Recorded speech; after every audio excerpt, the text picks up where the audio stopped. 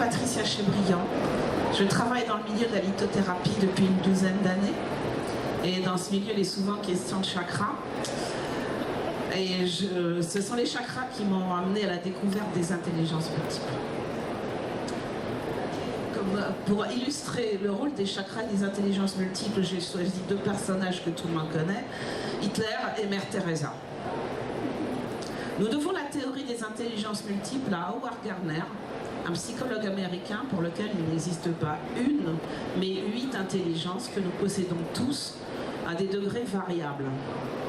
Associer les intelligences et les chakras revient à associer le pouvoir du tantra et le potentiel des intelligences pour réussir votre vie et pouvoir la vivre au lieu de la subir.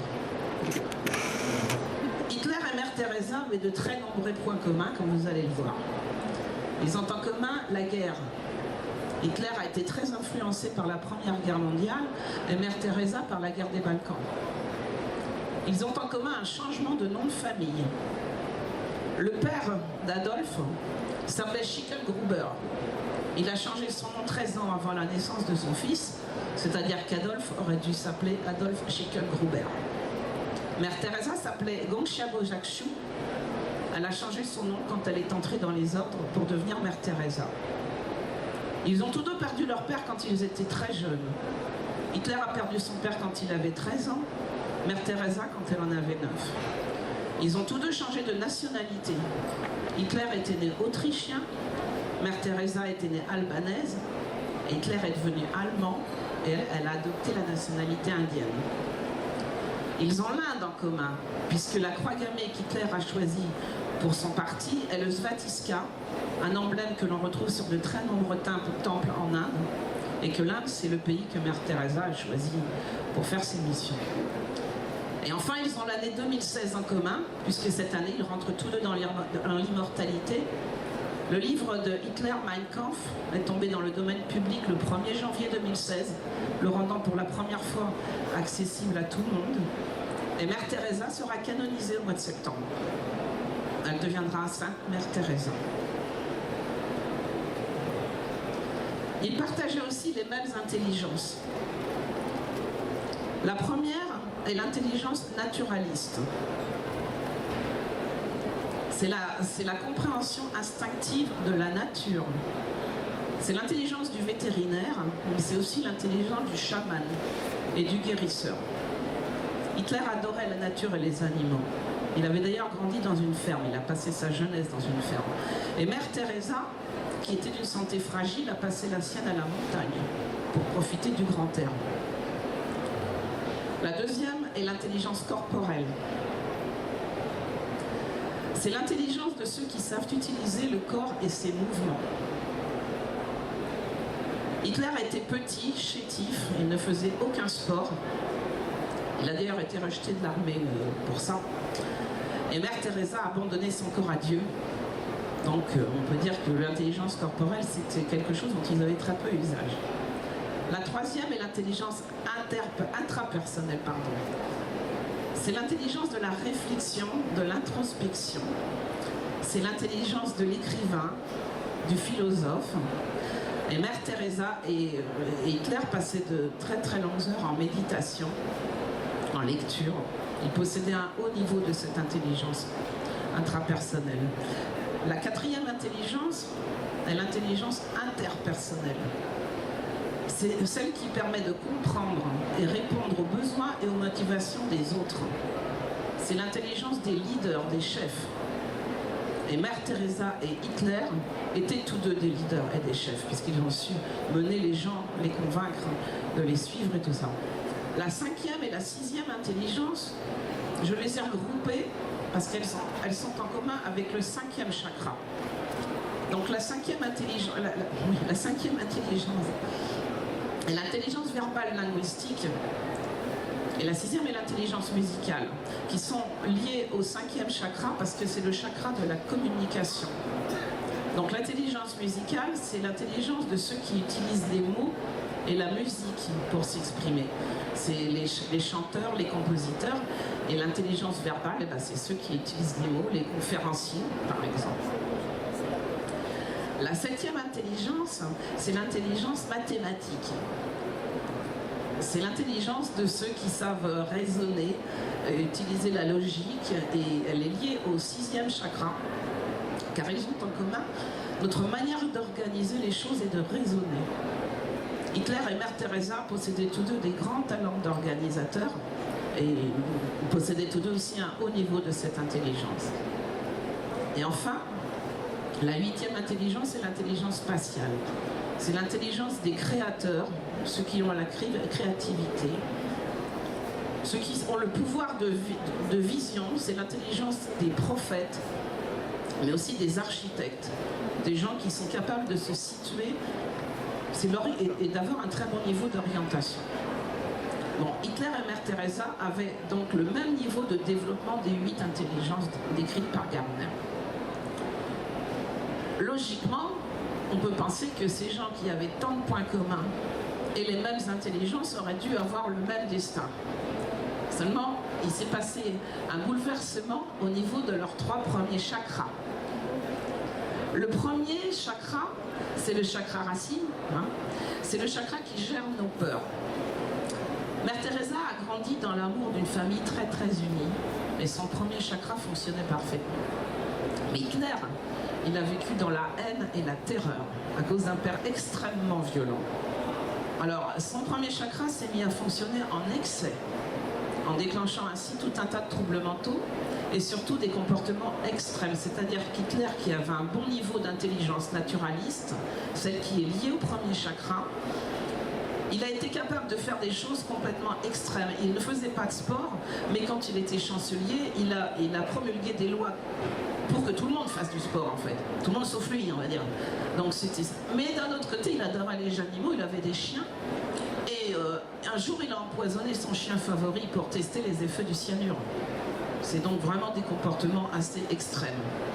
Donc ça, c'était pour le premier chakra. Le deuxième chakra.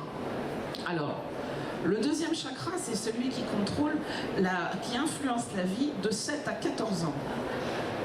Il faut comprendre que les chakras fonctionnent par période. Je ne sais pas si vous le savez. C'est-à-dire que le chakra racine, le premier, influence la vie de la naissance à 7 ans. Le deuxième chakra, lui, il influence la vie de 7 à 14 ans. Et il concerne le corps et la sexualité. C'est-à-dire que ce qui se passe pendant cette période, entre 7 ans et 14 ans, va jouer sur le corps et la sexualité. Ils ont tous les deux perdu leur père sous l'influence de ce chakra. C'est-à-dire que Hitler avait 13 ans et Mère Teresa en avait 9. Donc le choc a complètement déstabilisé ce deuxième chakra. Chez Mère Teresa, il s'est mis à fonctionner en déficit. Elle n'avait aucun intérêt pour son corps. Mais chez Hitler, il a fonctionné en excès. Et comme ce chakra contrôle la sexualité, Hitler a souffert toute sa vie de gros problèmes sexuels. Et le peu de femmes qu'il a connues l'ont toutes décrit comme sadiques, pervers et voyeurs. Alors ensuite, nous avons le troisième chakra. Alors le troisième chakra influence la vie de 14 à 21 ans. C'est le chakra de la personnalité. Alors Hitler voulait être peintre, il était persuadé que c'était son destin.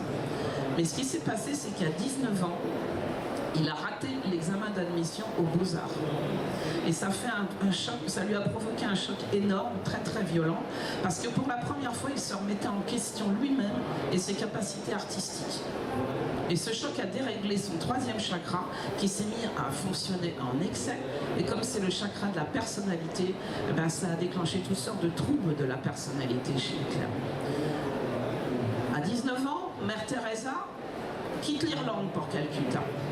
Mais elle n'est absolument pas préparée à l'immense misère qu'elle va y trouver. Et c'est ce choc qui va décider de l'orientation de sa vie. Son troisième chakra, celui de la personnalité, se met à fonctionner en déficit, faisant ainsi passer sa personnalité au second plan. Donc, en plus de tous ces points communs, sous la période d'influence du troisième chakra, qui influence la vie de 14 à 21 ans, et au même âge, à 19 ans tous les deux, ils ont eu le choc qui a modifié leur vie. C'est-à-dire qu'ils avaient vraiment beaucoup de points communs. Donc, on n'aurait pas pu modifier le choc qui a influencé le deuxième chakra, c'est-à-dire le décès du père. On ne pouvait rien y changer. Leur père était mort. Mais ce deuxième chakra est lié à l'intelligence corporelle, que ni l'un ni l'autre, dont ni l'un ni l'autre ne faisait usage. Puisque Hitler ne faisait pas de sport, ne faisait rien du tout avec son corps, et Mère Teresa avait abandonné le sien à Dieu. Donc on ne pouvait rien changer à ça, mais on pouvait agir sur l'intelligence corporelle qui est liée à ce chakra, à ce deuxième chakra. Et si Hitler avait développé son intelligence corporelle, il aurait eu la dextérité qui lui aurait fait réussir l'examen des beaux-arts. Alors dans ces cas-là, est-ce qu'Adolphe serait devenu Hitler? Je ne sais pas, c'est à vous de voir. Il serait devenu probablement un peintre très célèbre, fameux. Il aurait d'autres choses à faire que ce qu'il a fait. C'est à vous d'en décider. Un adulte mal dans sa peau ne sait pas utiliser ses talents. D'ailleurs, la plupart du temps, il ne sait même pas qu'il a du talent. Et il ne le sait pas parce qu'on lui a fait croire qu'il n'existe qu'une seule intelligence. Et comme il ne la possède pas, eh bien c'est qu'il est bon à rien. En réalité, il n'existe pas une intelligence, il en existe plusieurs. Et ces intelligences-là nous permettent, si vous les développez, ça vous permet d'utiliser leur pouvoir pour équilibrer vos chakras et harmoniser votre vie. Alors, ce tableau représente le genre de symptômes que produisent des dysfonctionnements des chakras, ainsi que les intelligences qu'il faut utiliser pour remédier aux problèmes. Vous l'avez donc au dos du petit prospectus, vous l'avez. Je vais commencer par le haut. Alors, si vous avez des troubles concernant, par exemple, vous vivez dans un monde imaginaire, vous avez une vision déformée de la réalité. Ça concerne vos 7e et 6e chakras, qui sont les chakras qui concernent l'esprit. Ces deux chakras, c'est les chakras vraiment de l'esprit. Le 7e chakra et le 6e chakra, donc, ils sont liés aux intelligences spatiales et à l'intelligence mathématique. Alors, l'intelligence spatiale, pour que vous compreniez bien, le 7e chakra nous permet de communiquer avec notre esprit. C'est son job, on va dire. Et l'intelligence spatiale, c'est celle qui nous permet de réaliser les images mentales que nous produit notre esprit. Donc, par exemple, si vous invitez quelqu'un à venir chez vous, vous allez faire un plan parce qu'il n'est jamais venu, pour éviter qu'il se perde. Alors vous allez prendre un papier, un crayon, et vous allez dessiner les points importants. Une route, le bar, la poste, je ne sais pas. Mais ce que vous avez dessiné, ce sont les images que vous envoie votre esprit. Parce que vous ne voyez pas ce que vous dessinez. C'est dans votre tête. C'est ça l'intelligence spatiale. C'est l'intelligence de l'architecte. Un architecte, il va réaliser ce qu'il imagine. Et non pas en partant de quelque chose de concret. Donc, c'est l'intelligence qui est liée au 7e chakra, puisque lui, il nous sert à ça, à communiquer. Les prophètes ont une intelligence spatiale très développée, mais aussi les gens qui font de l'histoire et de la géographie, puisque cette intelligence permet de se situer dans l'espace, de s'orienter. L'intelligence mathématique, eh ben, c'est celle qui nous permet de savoir où on en est dans la vie courante. Elle nous permet de raisonner et de penser logiquement. Quand on n'est pas capable de penser logiquement, eh ben, on est, comme on dit, à côté de la plaque, on a une vision déformée de tout. Donc si vous souffrez de ce genre de problème, eh ben, ça concerne votre 7e et 6e chakra, et vous pouvez utiliser votre intelligence spatiale et votre intelligence mathématique pour arranger le problème. Mais c'est intéressant, parce que si vous pouvez savoir par exemple, oui j'ai tel et tel problème, et vous savez que ça concerne tel chakra, donc vous savez quelle intelligence utiliser. Mais si vous ne savez pas quel chakra ça concerne, en partant du même problème, vous allez voir que ça concerne ces deux intelligences. Ce que j'essaie d'expliquer, c'est que vous arrivez à trouver quelle intelligence utiliser, soit en passant par les chakras, soit en passant par l'intelligence ou par le trouble. Parce que si vous avez des problèmes de communication, c'est-à-dire vous avez du mal à vous exprimer, on n'écoute pas ce que vous dites, vos paroles ne sont pas prises au sérieux, vous n'osez pas parler, vous n'osez pas... Mais, donc ça concerne votre façon de parler, mais pas seulement.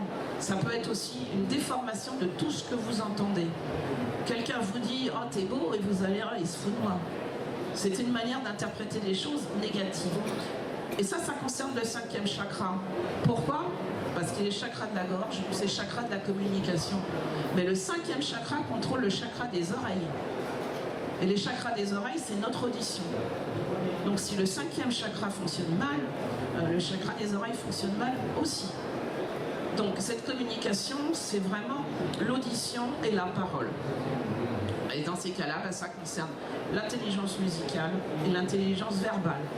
Parce que quand vous utilisez la musique ou les sons, eh bien vous communiquez, vous exprimez quelque chose. Mozart était sourd, c'est Beethoven qui était sourd. Pardon ? Mozart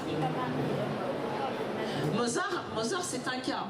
Et il y a quelques cas comme ça, c'est-à-dire que Mozart possédait une intelligence musicale extrêmement développée, ce qui lui permettait d'écouter un morceau et de le jouer immédiatement, sans partition, sans rien du tout. Mais ça, c'est à la limite, c'est des génies. Il y avait quelqu'un qui possédait toutes les intelligences à un très très haut niveau, c'est Léonard de Vinci. Il savait tout faire. Il était architecte, peintre, médecin, voilà. Mais c'est intéressant votre question parce que j'ai regardé justement le cas de Mozart et je me suis demandé, quand on arrive à ce 5e chakra, puisque les chakras fonctionnent par une période de 7 ans, Mozart avait 35 ans. Mais je me suis dit, donc à ce niveau-là, au niveau du chakra de la communication, il aurait dû faire quelque chose de très marquant. Effectivement, il a fait quelque chose, il est mort. Donc c'est assez difficile de vérifier s'il aurait pu logiquement avoir une explosion de son intelligence musicale à cet âge-là, puisqu'il ne l'a pas passé. De quoi ?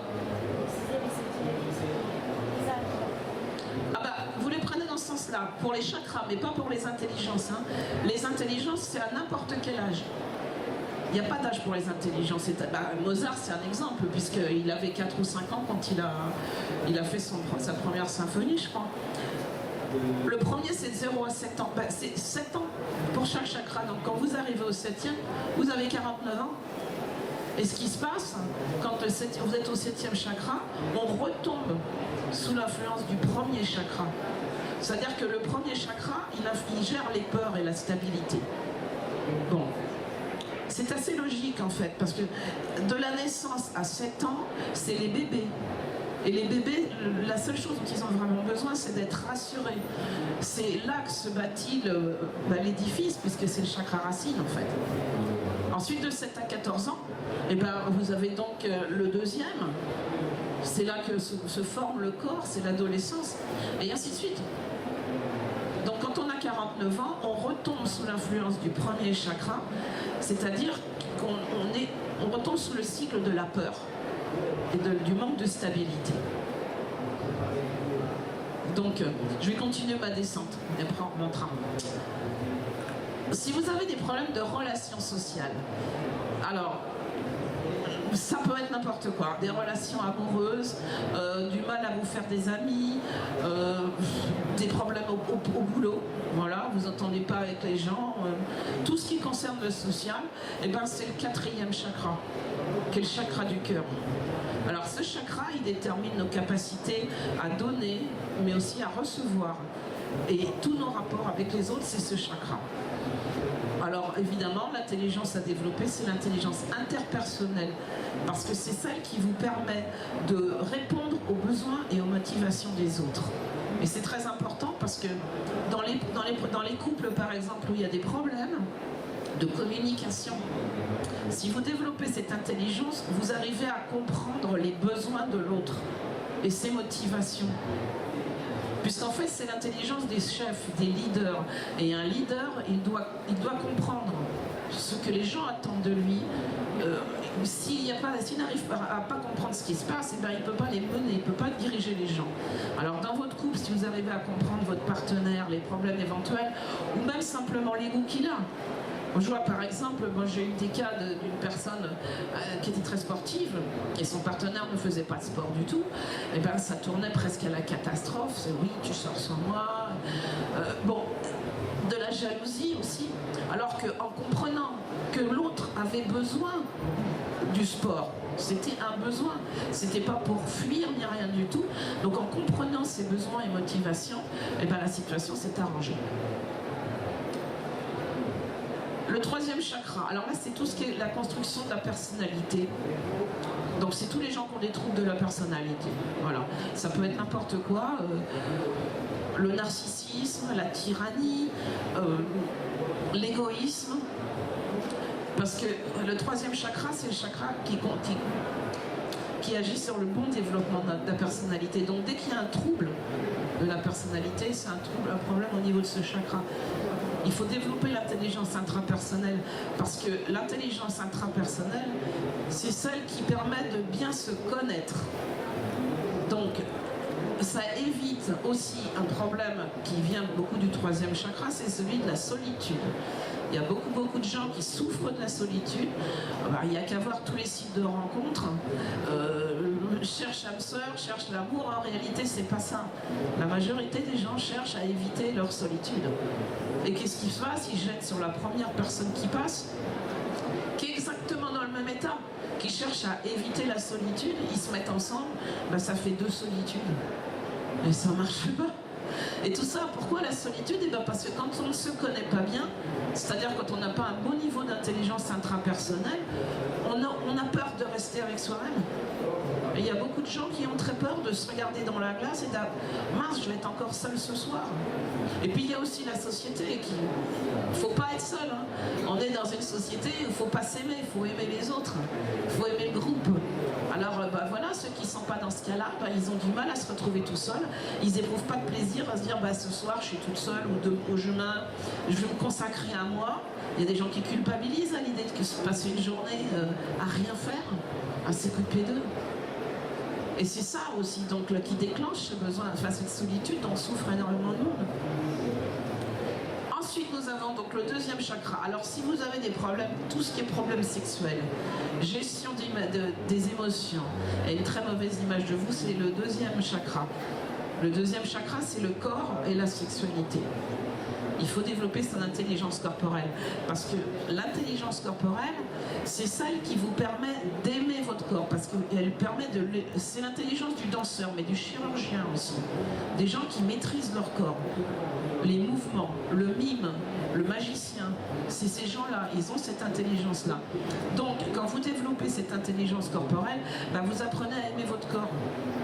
Et vous le respectez. Et à partir de ce moment-là, vous avez moins de problèmes de sexualité, parce que les problèmes sexuels, c'est très souvent lié à un corps qu'on n'aime pas. On n'a pas envie de se mettre tout nu si on se trouve moche, déjà. Bon. Et la gestion des émotions aussi. Tout ça, c'est lié au corps, au rapport qu'on a avec notre corps. Donc si vous développez votre intelligence corporelle, vous allez l'apprendre à l'aimer et surtout à l'utiliser. Alors l'utiliser, ça ne veut pas forcément dire faire des triples saltos arrière, hein. C'est aussi bien manuel que bouger. Mais le corps existe, c'est pas simplement un truc qui sert à nous emmener d'une pièce à l'autre. Il faut en prendre conscience. Et alors, le premier chakra, donc c'est tous les problèmes de stress, de peur, phobie, tout ce qui est lié à la peur, à l'angoisse. Et au poids.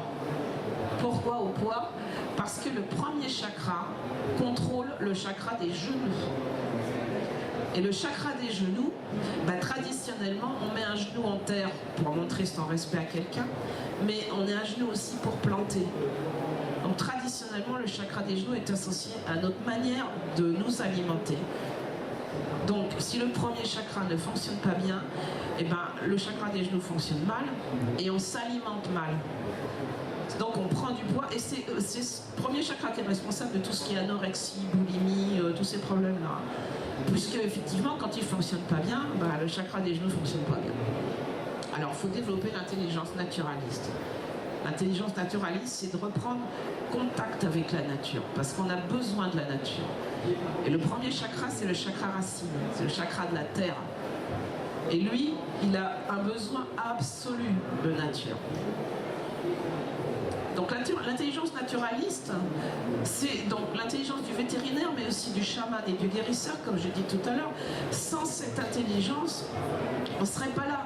Parce que l'homme n'aurait pas été capable de survivre, de chasser. Mais il n'aurait pas été capable non plus de trouver les plantes et les fleurs pour se guérir. Et l'intelligence de la naturaliste, c'est la protection de la nature, de l'environnement, c'est les animaux. Et il faut encourager le développement de cette intelligence naturaliste chez les enfants, parce qu'ils passent de plus en plus de temps devant la télévision, ils sont coupés du monde, ils vivent dans un monde imaginaire qui chez eux produit beaucoup de stress, parce qu'ils sont tout seuls, alors collés au téléphone ou aux tablettes ou ce qu'on veut, mais le résultat, c'est qu'ils ont de moins en moins de contact avec la nature. Et si ça continue comme ça, eh ben ça ne servira à rien ce qu'on fait nous pour sauver la planète, parce que eux ils n'en auront rien à faire. Donc il faut inciter les enfants, mais les adultes aussi. Parce que si vous avez des enfants et vous dites, bon maintenant tu vas dehors, tu cultives ton intelligence naturaliste, puis vous restez allongé sur la banquette, vous savez, à bouger la télécommande, il faut aussi montrer l'exemple. Il faut y aller dehors, il faut s'intéresser à ce qui se passe. Et vous verrez, il se passe pas mal de choses. Alors c'est pas une question d'argent. On peut très bien commencer avec un petit aquarium, un terrarium, quelque chose. Si vous n'êtes pas à la campagne, il y a toujours un moyen. Et puis après, il faut trouver le moyen de sortir de chez soi. Parce qu'il y a un tas de gens, la dernière fois qu'ils sont allés en promenade en forêt, c'était l'année dernière. Vous voulez dire quelque chose? Non, vous êtes allés en forêt l'année dernière. Voilà, donc je ne sais pas, en fait j'ai un peu résumé. Alors nous possédons tous ces intelligences, nous possédons tous les 8 intelligences. Et il n'y a pas d'âge pour développer nos intelligences, on peut les développer à n'importe quel moment. C'est une question de volonté. Bon, vous n'allez pas forcément devenir un génie ou devenir une célébrité comme Mozart, mais vous pouvez obtenir des résultats spectaculaires. Comme une certaine petite fille qui a vécu une enfance très très violente. Elle a eu un mariage, on va dire, raté, assorti d'un tas d'enfants.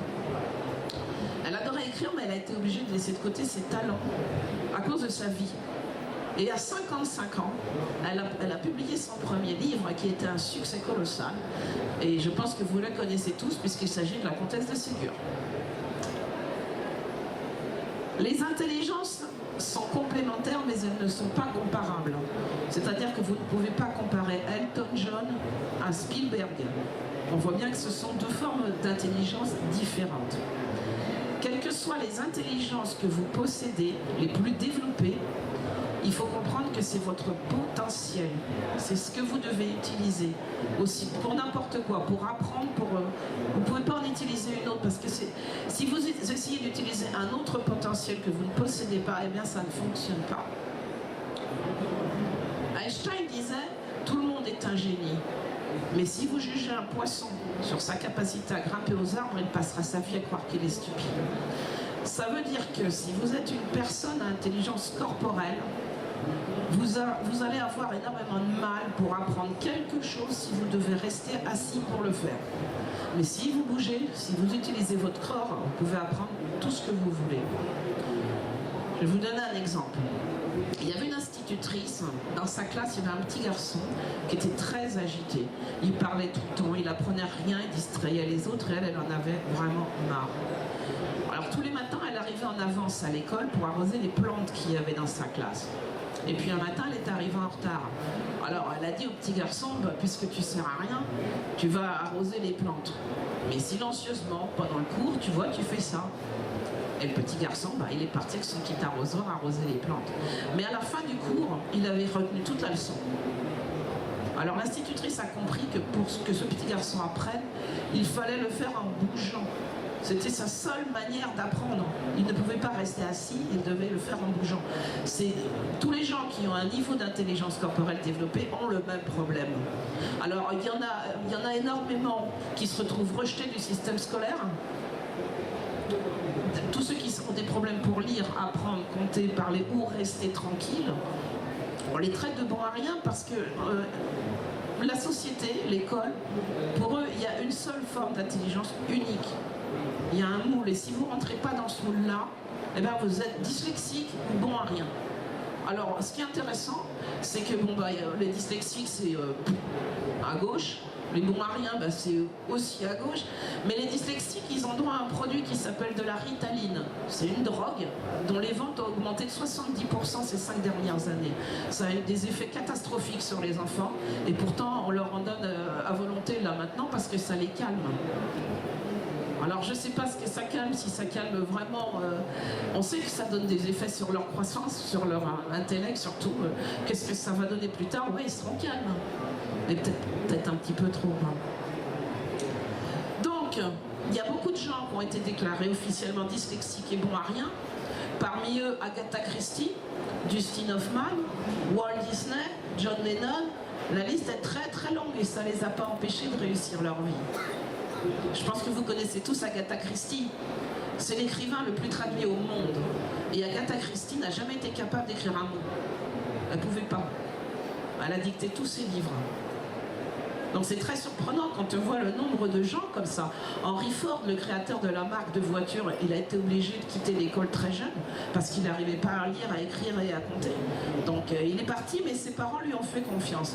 Ils ne l'ont pas jugé, ils ne se sont pas dit oh, c'est un bon à rien, allez, il va ramasser des patates. Il était très doué de ses mains, très doué pour la mécanique. Et ils l'ont laissé partir à Détroit à 15 ans. Il est parti comme ça, tout seul, travailler dans une usine et il est devenu Henry Ford, la marque de Ford, les voitures qu'on connaît. Bon, il y a énormément de gens qui...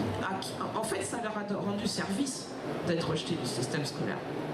John Lennon, il a été viré de l'école, c'était un bagarreur qui avait des traits... Il était doué pour la musique, mais c'est tout. Il avait du mal à mémoriser les choses. Donc voilà, c'est sa mère qui a décidé de lui apprendre le banjo sans essayer de lui faire lire une seule note de musique. Et si par exemple elle avait insisté pour aller le mettre à l'école ou je ne sais quoi, il ne serait pas devenu John Lennon, il serait devenu quelqu'un peut-être à la limite du suicide, mal dans sa peau. Bon, bah, moi je vous encourage à travailler sur vos intelligences parce que bah, déjà ça vous permet de réparer beaucoup de dégâts qui sont causés par vous-même. Les chakras, ils ne se déstabilisent pas tout seuls, hein, c'est nous qui faisons les dégâts. Alors c'est nous ou c'est la vie qu'on a, ça peut être un choc, un décès ou n'importe quoi. Mais les chakras, eux, ils en subissent les conséquences. C'est pas eux la cause. J'avais pris l'exemple des pneus. Donc on peut comparer les chakras aux pneus d'une voiture. Alors s'ils sont trop ou pas assez gonflés, vos pneus, il y a un problème d'adhérence à la route. Ben, les chakras, c'est la même chose. Mais si vous avez une voiture et que vous conduisez mal, vous allez abîmer vos pneus. Ils vont tenir beaucoup moins longtemps. Si vous avez des pneus que vous voulez garder en bon état, il faut conduire bien. C'est pareil avec vos chakras. Si votre vie n'est pas équilibrée et que vous l'amenez n'importe comment, ben, vos chakras ils vont faire comme vos pneus. Ils ne vont pas tenir. Et vous non plus. Vous aurez des incidents et des accidents. Enfin voilà. Bah écoutez, je vous remercie de m'avoir écouté.